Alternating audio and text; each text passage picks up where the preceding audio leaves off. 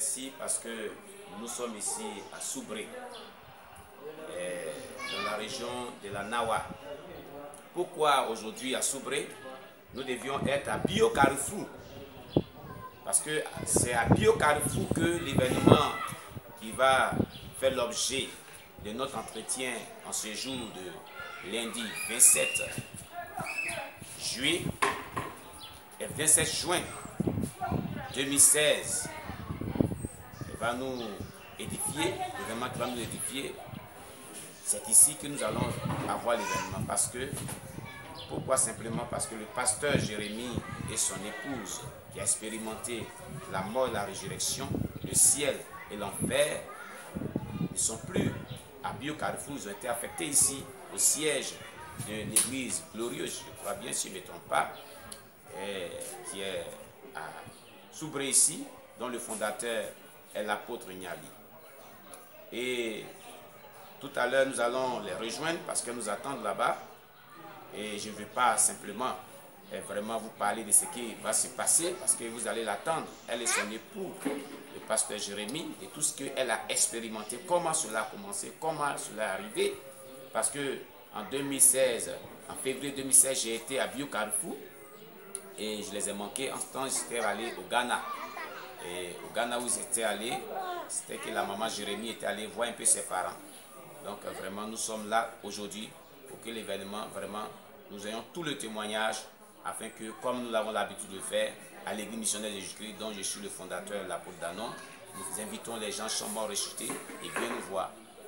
Alors, nous allons y aller pour écouter nos bien-aimés. Nous suivons aussi, parce que nous sommes ici à la cour pastorale de l'apôtre Niali, et nous est laissé pour aller faire certaines courses. Et vraiment, nous sommes ici chez l'apôtre. C'est ici, je crois bien, que se tiennent les cultes, dans ce salon. Et nous avons ici les bien-aimés qui sont en visite ici. Voilà, soyez bénis. Bienvenue, que le Seigneur vous bénisse. Voilà, nous avons ici aussi une bien-aimée qui est devant l'écran. Et c'est ici le bureau de notre apôtre. Alléluia. Voilà, vous voyez, si vous voyez une chaise ici, c'est que c'est ici qui tient ses cultes. Voilà, vous voyez les bancs, c'est ici qui tient ses cultes. Et là, c'est le bureau. Et dans ce bureau, Dieu a fait la grâce à un couple dont j'ai parlé, le pasteur Jérémie et son épouse, qui nous attendent dans le bureau parce que nous allons partager le témoignage de l'expérience qu'ils ont vécue ensemble. Vraiment qui est glorieux et qui est merveilleux, simplement splendide. Nous allons vraiment les rejoindre. Voici donc, c'est dans ce fameux bureau, il n'est pas vraiment comme du couple Jérémie. Et voici, je vais les laisser se présenter. Pasteur, vous pouvez vous présenter? Donc, je suis effectivement, c'est ça, je suis le pasteur Guédé. C'est mon épouse qui est là. Amen. Elle, c'est Anneau Fidèle. Amen. Ok. Pasteur, soyez béni. Amen. Je suis content et je suis vraiment. J'ai été à Bio Carrefour en février 2016. Bon, je vous avais manqué. Et j'avais interviewé la soeur Danielle. Et cette maman, j'ai oublié son nom. Est-ce que vous vous rappelez son nom, cette maman? Maman Kennedy. Maman Kennedy, qui m'avait relaté un peu les faits, mais elles avaient dit qu'elles avaient oublié certaines parties de ce témoignage parce qu'il y avait beaucoup de choses qui ont été faites ce jour-là. Amen. Et donc vraiment, amen. Et donc vraiment, aujourd'hui, nous sommes là pour que vous nous relatiez tout l'événement. Alléluia. Amen. Voilà. Nous sommes là pour que vous nous relatiez tout l'événement. Et donc vraiment, nous voulons véritablement vous écouter. Nous avons des questions à poser, nous avons des choses à dire et vraiment, nous voulons vraiment écouter tout ce que la maman a expérimenté. Alléluia. Voilà. Donc, vraiment, je vais vous laisser la parole. Et laisser la parole au pasteur Jérémie, puisque selon ce que j'avais vraiment attendu la première fois, et que c'est à lui que Dieu avait dit que ta femme, je l'allais l'enlever des années auparavant, avant que vous ne soyez affectés à Bio Carrefour. Ne vous dérangez pas. Homme de Dieu, que Dieu vous bénisse. Amen. Soyez les bienvenus. Il faut dire que c'était en 2013, au cours d'une prière, le Seigneur, j'étais en train d'intercéder avec mon épouse, et le Seigneur nous a dit comme ça qu'un jour, il allait l'enlever pour aller visiter le paradis et l'enfer. Et comme ça, à son retour, on allait parcourir le monde entier pour expliquer ce témoignage, pour rendre ce témoignage. Mais le Seigneur ne nous avait pas dit le jour, l'année, ni l'heure. Et ce n'est qu'en 2015 qu'on était encore en train de prier et Dieu nous a dit qu'il est l'heure. Il faut dire que ça m'a paru étrange. J'étais un peu bouleversé parce que j'étais surpris de la chose. Et comme c'est Dieu, on ne peut pas faire autrement. J'ai accepté ça comme ça. Et le Seigneur nous a dit, pour que les choses commencent, il nous faut prendre la Sainte Seine. Bon, vous allez continuer. Souvent beaucoup. Vous avez parlé, c'était en quelle année? En 2013. 2013. Précisément dans quel mois? Dans le mois de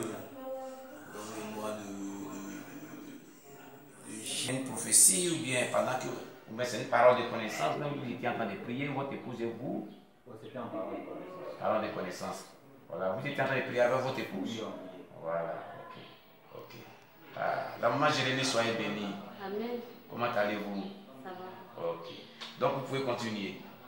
Donc je disais tantôt que le Seigneur nous a dit qu'il était l'heure en 2015, on ne pouvait pas faire autrement. Mais on a fait comme ça. Et pour que les choses commencent, le Seigneur nous a dit de préparer la Sainte Seine. Et comme ça, on va appeler certains baptisés. Et ensemble, on va prendre la Sainte Seine. C'est cette Sainte Seine-là qui pouvait nous soutenir, nous tous, ma femme et tous les autres. Alors le Seigneur dit ça pouvait vous soutenir pendant tout ce temps. Pourquoi je le dis? Parce que nous avons eu le témoignage de notre bien-aimée Gracias Ayokoye du Togo. La deuxième fois où elle devait mourir pour faire les 14 jours, selon le témoignage que nous avons relaté, est que le pasteur les a fait prendre la Sainte Seine. Et on lui a demandé quelque part dans son témoignage qu'est-ce qui a fait que son corps n'a pas pourri. Elle a dit que, je crois bien, c'est bonne mémoire, si je ne me trompe pas, de ce qui a fait que son corps n'a pas pourri, c'était la Sainte Seine.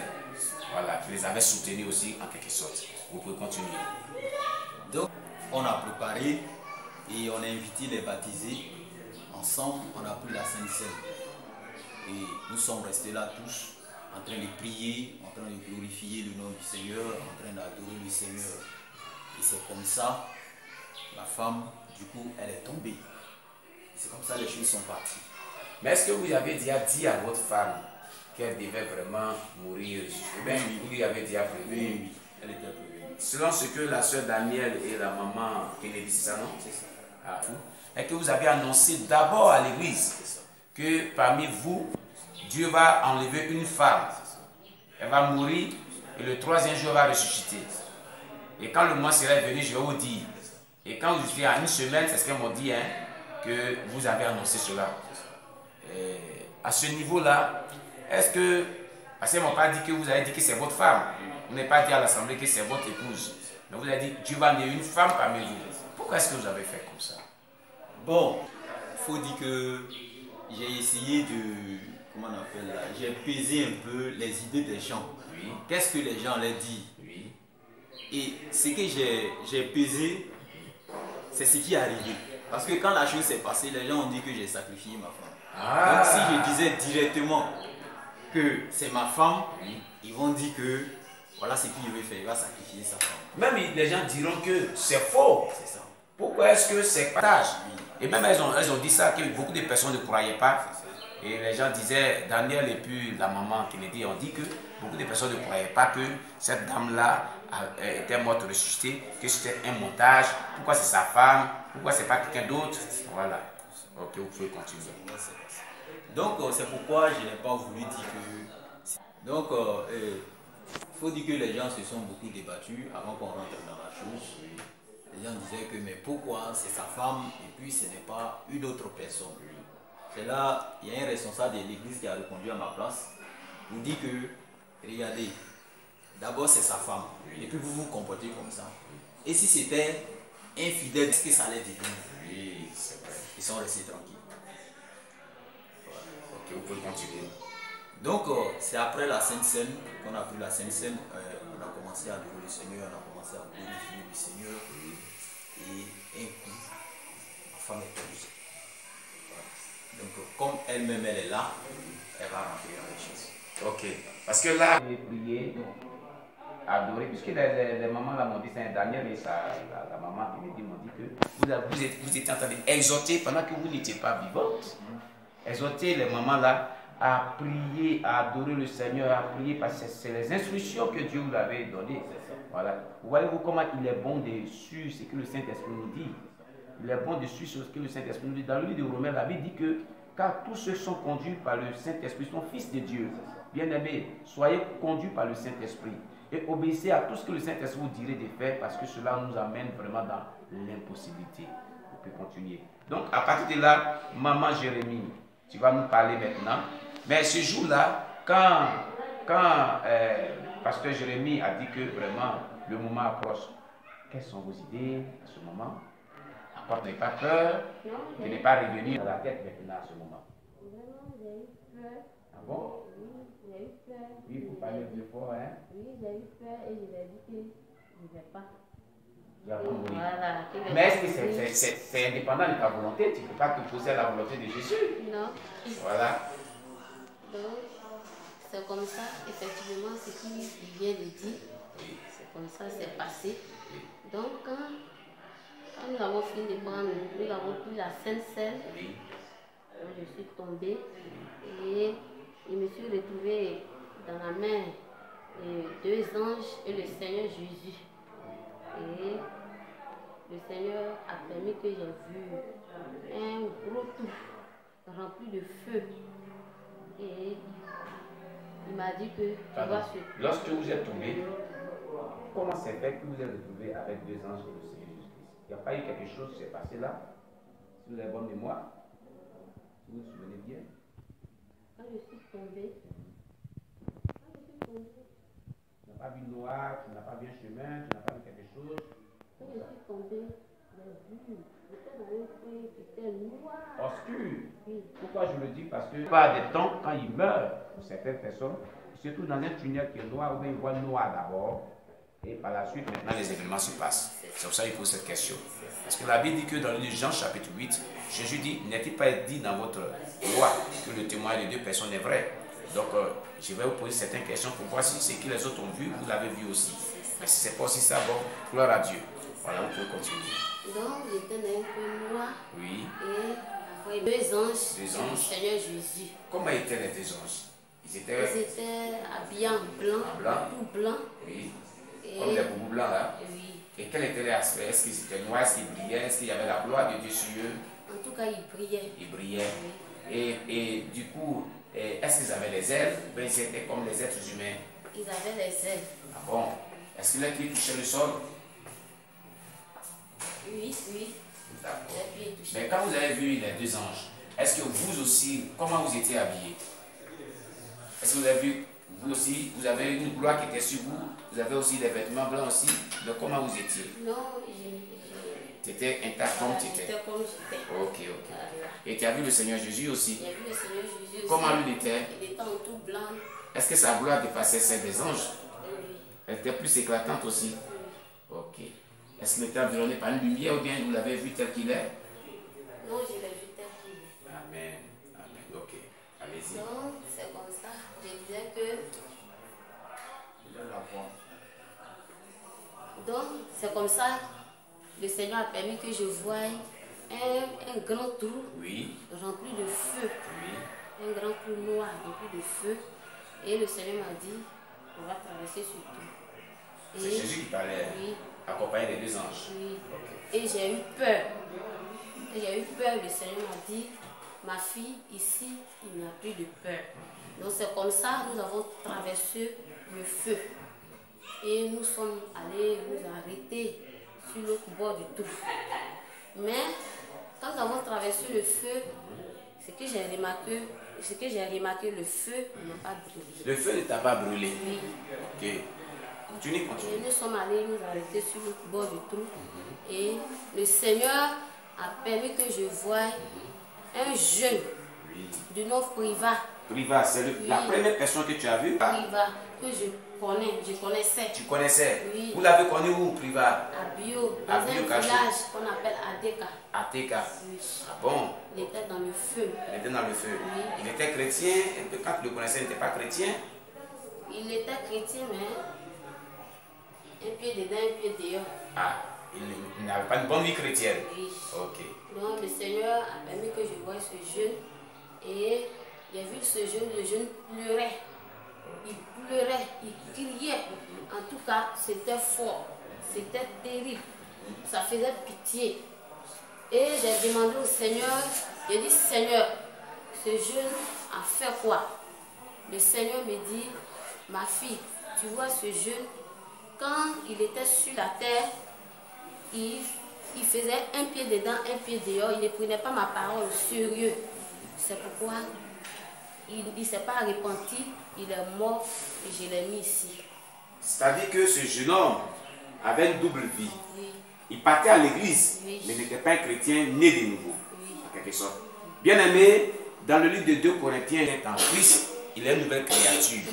Les choses anciennes sont passées. Voici toutes choses sont devenues nouvelles. Vous voyez ce jeune qu'on appelle Priva, il était en Christ, mais il n'avait pas laissé les choses anciennes du monde païen. Et il s'est retrouvé dans ce feu. Et donc vraiment, il était tourmenté par le feu. Vous pouvez continuer. Même en fait, nous sommes déplacés un peu. Et le Seigneur a permis. Pardon, quand vous avez trouvé Priva, il ne vous a rien dit? Vous ne lui avez rien dit? Le Seigneur ne vous a rien dit?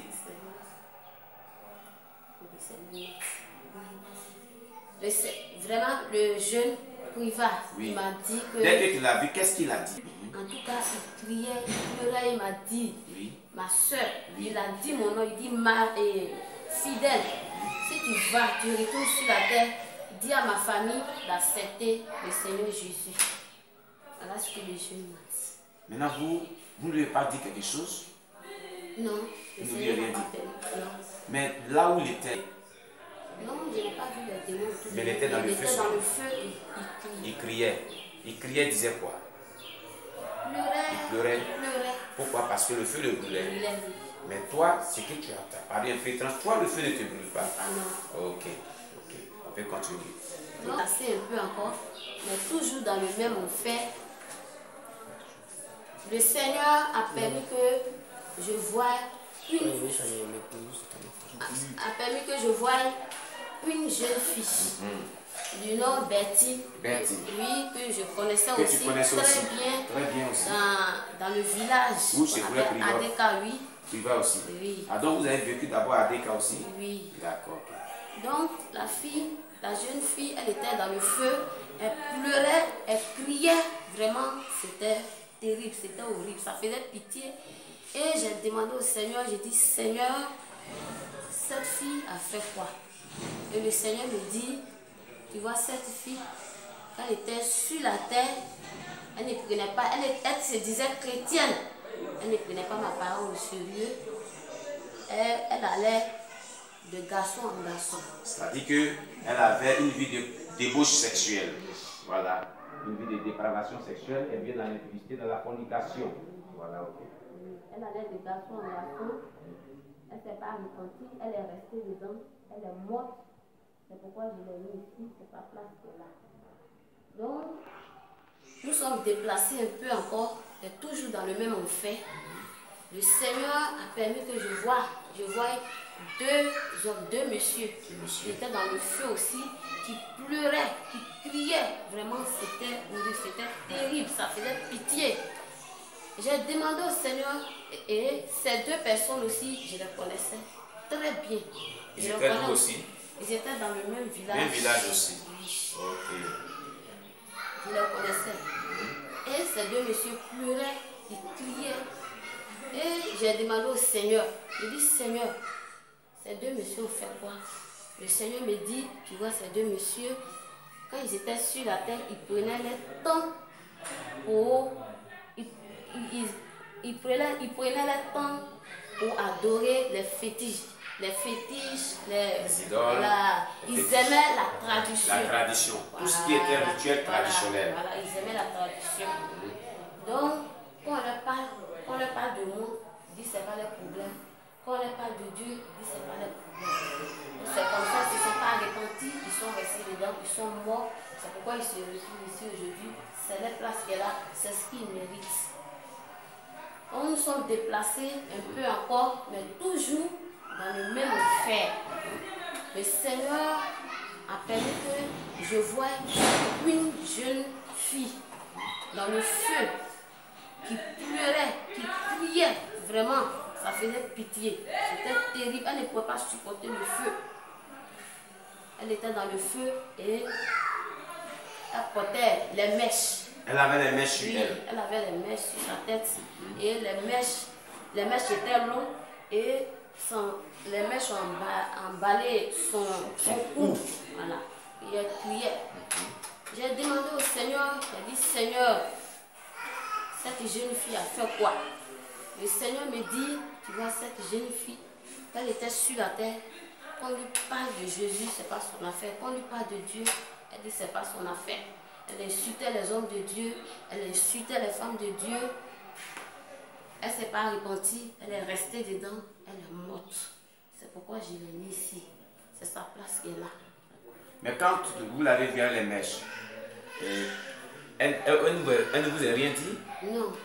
D'accord. Elle ne m'a rien dit. Ok. Donc, nous sommes déplacés encore, mais toujours dans le même enfer. Le Seigneur a permis que je voie une jeune fille, une autre jeune fille qui était dans le feu aussi, qui pleurait, qui criait vraiment, qui souffrait. Elle ne pouvait pas supporter le feu qu'elle était dedans.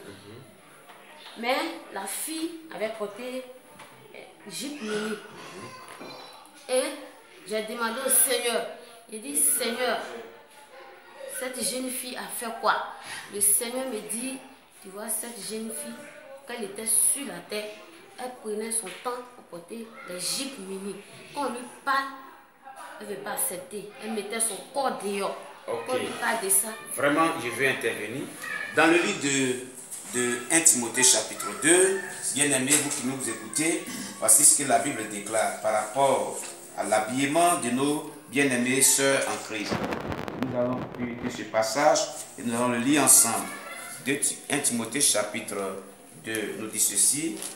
La Bible dit, 1 Timothée chapitre 2 verset 9 à 10 nous dit: je veux aussi que les femmes vêtues d'une manière décente, avec pudeur et modestie, ne se parent ni de tresses, ni d'or, ni de perles, ni d'habits somptueux, mais qu'elles se parent de bonnes œuvres, comme il convient à des femmes qui font profession de servir Dieu. Donc, cette jeune fille qui n'était pas vêtue de manière décente, quand la Bible dit de manière décente, c'est-à-dire que le vêtement qu'on doit porter doit descendre jusqu'à nos pieds. Mais elle avait porté des mini-jupes. Voilà. Et la Bible dit, ni de perles, ni d'or, ni de tresses. C'est-à-dire les femmes ne doivent pas avoir des mèches sur les têtes. Voilà. Et des tresses avec des faux cheveux, des tresses avec des fibres telles que laine et bien d'autres choses. Voilà. Maintenant, il est dit, ni des perles, c'est-à-dire les chaînettes, les goumettes, les bayas et bien d'autres choses. La Bible dit aussi, ni d'habits somptueux. Les habits somptueux, c'est des habits de séduction. C'est que les gens appellent couramment être habillés de manière sexy. Voilà. Et cette jeune dame s'est trouvée là-bas parce qu'elle avait un habillement sexy, mini-jupe. Jésus dit, celui qui regarde la femme de son prochain, qui la convoite dans son cœur, a commis avec elle l'adultère. Alors, dans le monde de la pensée, dans le cœur, toute femme qui s'habille comme cela, on couche avec elle dans le cœur des gens. Et donc, c'est un péché qui entraîne les gens en enfer. Voilà. Vous pouvez continuer, maman. Donc, c'est comme ça que j'ai demandé au Seigneur. Le Seigneur m'a dit, elle mettait son corps dehors, qu'elle était dans le monde. Quand on lui parle, elle dit, c'est pas son problème, c'est pas son affaire. Elle ne s'est pas repentie, elle est restée dedans, elle est morte. C'est pourquoi elle se retrouve ici. C'est sa place qui est là, c'est ce qu'elle mérite. Donc, nous sommes déplacés un peu encore, mais toujours dans le même enfer. Le Seigneur a permis que je voie un jeune qui était arrêté. Mais lui, il n'était pas dans le feu. Ce qui m'a paru bizarre. Il n'était pas dans le feu, mais il était arrêté. Il y avait un gros bois dans sa bouche. Un gros bois et il y avait le feu. Lui, il n'était pas dans le feu. Il n'était pas dans le feu, mais il était arrêté. C'est-à-dire, c'est plus, il ne touchait pas là-bas, il était suspendu en haut. Voilà. Et il avait un gros bois dans sa bouche. Et ce bois était rempli de fumée. Comme Jean Cigarette. Et il pleurait, il criait, vraiment, il souffrait. C'était horrible. J'ai demandé au Seigneur, j'ai dit, Seigneur, ce jeune a fait quoi? Le Seigneur me dit, ma fille, tu vois ce jeune, quand il était sur la terre, quand on lui parle de moi, il dit c'est pas son problème. Quand on lui parle de Dieu, il dit c'est pas son problème. Il prenait son temps pour fumer la cigarette. Il ne s'est pas repenti, il est resté dedans, il est mort. C'est pourquoi je l'ai mis ici. C'est sa place qui est là. Nous sommes déplacés un peu encore, mais toujours dans le même enfer. Le Seigneur vous a dit c'est de l'enfer. Enfer. Et le Seigneur a permis que je voie un jeune qui était arrêté aussi et qui avait un gros micro sur sa bouche. Pardonnez, ce jeune qui avait le gros bois qui ressemblait à la cigarette, il fumait ça? Oui, c'était dans sa bouche. Et puis la fumée sortait. Oui, c'était dans sa bouche. Mais pourquoi il a été là-bas? Est-ce que c'est parce qu'il fumait la cigarette? Parce qu'il fumait la cigarette. Bon, je suis en train de voir que je ne sais pas si c'est la même chose parce que plusieurs des témoignages que j'ai, quand on les a mis, mais d'autres même qui ont vécu cela, on pose des questions à Jésus-Christ. C'est-à-dire que si la personne commettait un péché, le plus souvent, quand il meurt et qu'il descend dans ce lieu de tourment qui est celui des morts qu'on appelle communément enfer, c'est-à-dire que dans ce lieu, cette personne-là, c'est le même péché-là qu'il continue de faire là-bas. C'est ça? C'est ça. Ok. Vous pouvez continuer. Donc, le Seigneur a permis que je voie un jeune qui était arrêté et avait un gros micro sur sa bouche, un micro chaud sur sa bouche. Il pleurait, il criait, vraiment ça faisait pitié, c'était terrible, il ne pouvait pas supporter le feu. J'ai demandé au Seigneur, j'ai dit Seigneur, ce jeune a fait quoi? Le Seigneur me dit, tu vois ce jeune, quand il était sur la terre, quand on lui parle de moi, il dit c'est pas son problème. Quand on lui parle ma parole, il dit c'est pas son problème. Il insultait les gens, les hommes de Dieu, les servants de Dieu, les insultait. Il faisait parler avec eux à cause de moi. Il prenait son temps pour mentir. C'était un grand menteur. Il était sur la terre. Il ne s'est pas repenti, il est resté dedans, il est mort. C'est pourquoi il s'est retrouvé ici aujourd'hui. C'est sa place qui est là. Toujours, nous sommes déplacés un peu encore, mais toujours dans le même enfer. Le Seigneur a permis que je voie une femme qui était couchée.